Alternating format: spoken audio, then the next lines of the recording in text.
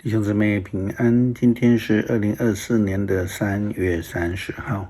今天的经文是诗篇31篇第1节到第4节，15节到16节，耶利米哀歌第3章第1节到第9节，19节到24节，彼得前书第4章第1节到第8节，约翰福音19章38节到42节。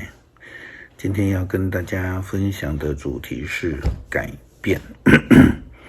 这一天受难日的隔天，复活节的前一天，也因为是在安息日当中，所以好像什么事情都没有发生过。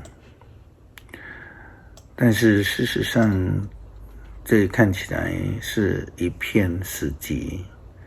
这一天，耶稣基督的生命是一个重要的改变的时刻，因为我们看不到坟墓里面有一件事情正在发生当中。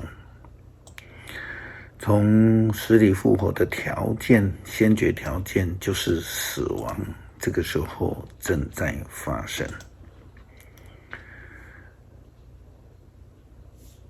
从死里复活这个条件就是从这个死亡，约翰福音19章38节到42节，这经文这样说道：耶稣基督死亡被埋葬的事情，耶稣的安葬，这些事情过后，有一个亚利马太的约瑟向比拉多请求他准把他耶稣的身体领去。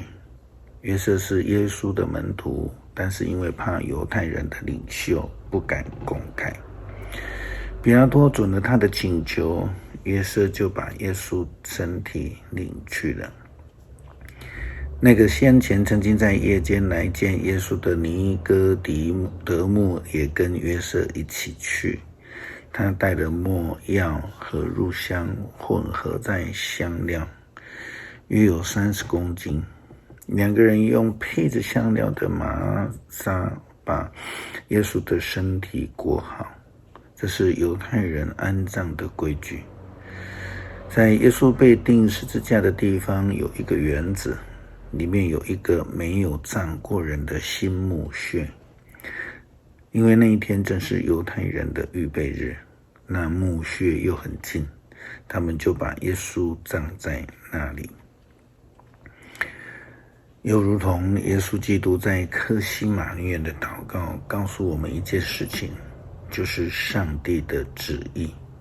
上帝的旨意就是要让耶稣基督来胜过阴间的权势，改变世界。又如同耶利米哀歌在第3章1到9节、19到24节的经文这样说道：惩罚、悔改、盼望。我被上帝惩罚，深深体验到苦难。他把我赶入黑暗当中，使我越陷越深。他一再的打击我，毫不怜惜。他使我的皮肉破裂，他折断我的骨头。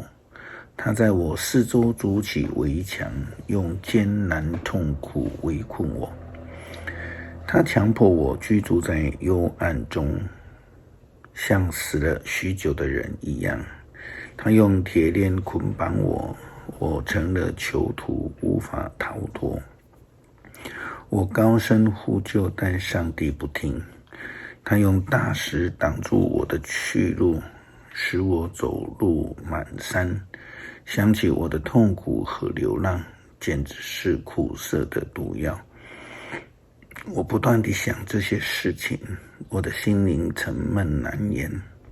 但当我想起另一件事，希望又重新燃起。上主的慈爱永不断绝，他的怜悯永不止息。像晨曦那样的清新，像太阳东升那样的确实。上主是我所有的一切，我把希望寄托给他。但是上帝的改变就是要从这样的一个境况苦难的情况来改变。并且要将他的救恩赐给所有愿意相信并且接受的人。彼得前书第4章第1节到第8节，经文这样说道：彼得的话改变了的生命。既然基督在肉体上受苦，你们也应该用同样的意志装备自己，因为在肉体上受过苦的人已经跟罪恶绝缘了。从今以后，你们在世上所剩下的日子，要受上帝的旨意来管束，不再被人的欲望所控制。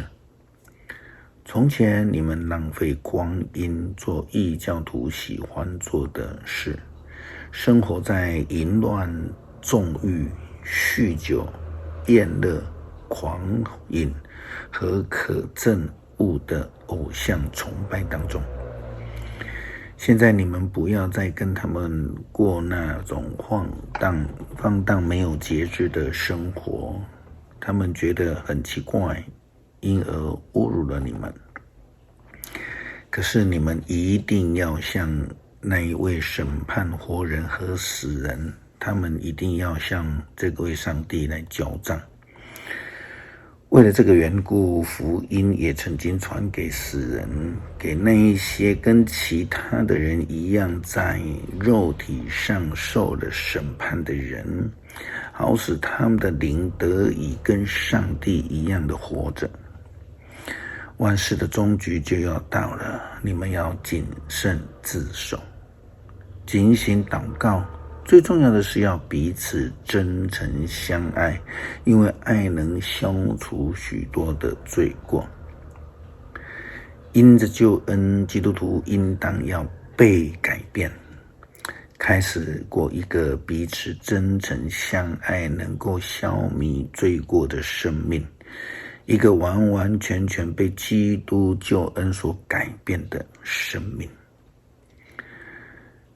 诗篇31篇第1节到第4节，15节到16节，信靠的祷告。